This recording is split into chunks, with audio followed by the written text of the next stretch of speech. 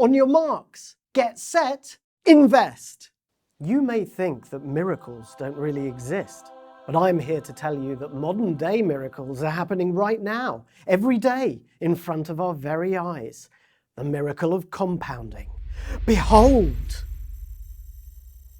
Praise be! Yes, how exactly is a person getting wealthier a miracle though? It's just earning a living that does that to people, isn't it?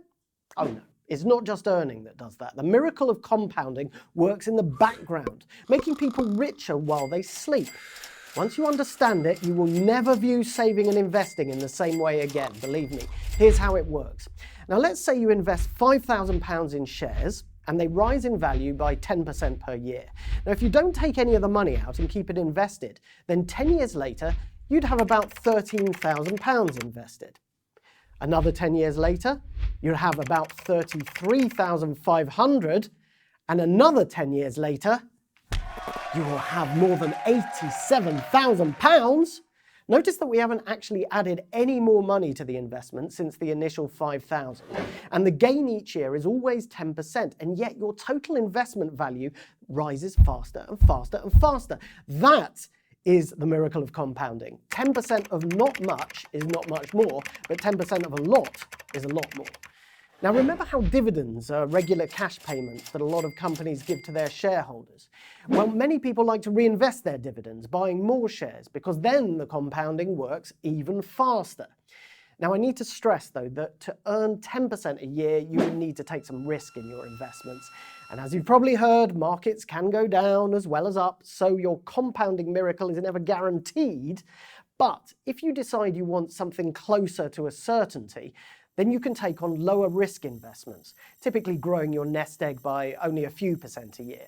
Now, if you do that, compounding still works, just more slowly, and it may feel a little bit less spectacularly miraculous, but really that's the price you pay for peace of mind. In the next episode, what we'll do is look at different risk levels and how the amount of risk that you take often dictates the size of your investment returns. For now though, let's just focus on how to get that compounding working for you. Because the power of compounding depends so much on time, the sooner you begin investing, the better.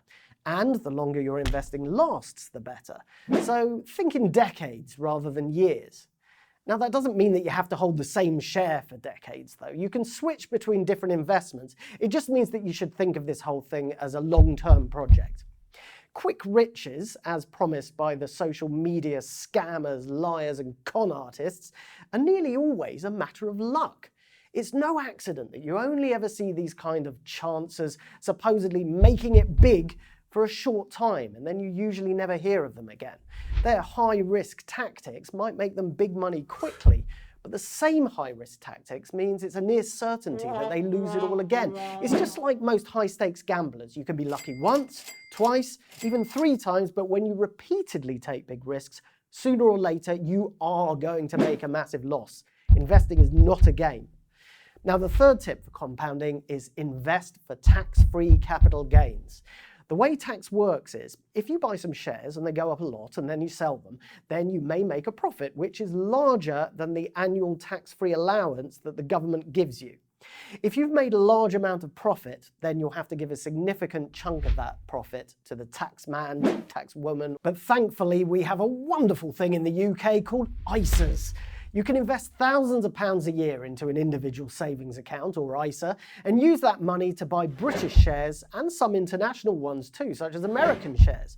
The difference is when you come to sell those shares, there's no capital gains tax on the profits you've made. None. And you can reinvest those profits and reinvest the dividends that you earn too, and you pay no tax on the profits from those profits, or on the profits on the profits on the profits, and on, compounding and compounding. And the beauty is that the tax person can't get their hands on a single penny of it. Now you can also invest your pension yourself, if you so choose, in something called a SIPP, which stands for Self-Invested Personal Pension. Or you can just invest your money by opening an ordinary dealing account on an investment platform. But if your profits are large, then you may have to pay tax on them, and that's why I use ISA accounts instead. Anyway, there's plenty more about how these platforms and accounts work in episode 8. Now, I started investing money in ISAs back in my 20s. Most people stick to cash ISAs, which are just tax-free savings accounts. You can expect a small interest rate, as with any cash savings account these days, but at least you don't have to pay tax on that interest if you're a taxpayer. But I opted for a stocks and shares ISA, where I was able to invest £7,000 a year at first. Governments, though, have consistently increased that annual allowance. So most of my own nest egg is now safe from the tax person in ISA stocks and shares accounts. I learned to be what we call a stock picker, searching for shares with nice juicy dividends or fast share price growth, or hopefully both of those things. And we'll examine that strategy in more detail in later videos. But there are other ways to invest your money in an ISA too. So let's look at the options. An alternative to shares in just one company is investing in funds that buy a whole bunch of shares in different companies all at the same time. You're basically outsourcing this stock picking work to a professional fund manager who chooses what they think are the best shares. And hopefully you'll benefit from diversification. In other words, they won't put all your eggs in one basket. Diversification is really important because if you only have one egg and it goes rotten, then you've got no good eggs. But you have lots of eggs and only 2 go rotten, then at least you've still got a bunch of good eggs. Now, this is why people often invest in different asset classes like property, gold, cash in the bank, as well as shares, so they can diversify their risk across different assets that hopefully won't all fall in value at exactly the same time. Now, funds tend to have a theme, such as a fund of British shares, American shares, or green investing in renewable energy companies. Now, this limits the diversification benefits, but of course you can invest your money across several different funds with different themes. Or you can even invest in a global fund that spreads your money around many different places. Now, the downside of putting your money in a fund is there are fees to pay to the fund manager each year. Also, fund managers, despite being paid rather well, may not perform as well as hoped. These types of actively managed funds are called, surprise, surprise, actively managed funds. But now there are passively managed funds too. The exchange traded funds, or ETF, has become very popular because it usually has lower fees. These funds are managed in an almost mechanical way. For example, some funds track the performance of the FTSE 100 index of leading shares. And you remember how this index is simply a list of 100 leading companies? Well, the fund manager simply buys all the shares in the FTSE 100, and that's it. It's simple.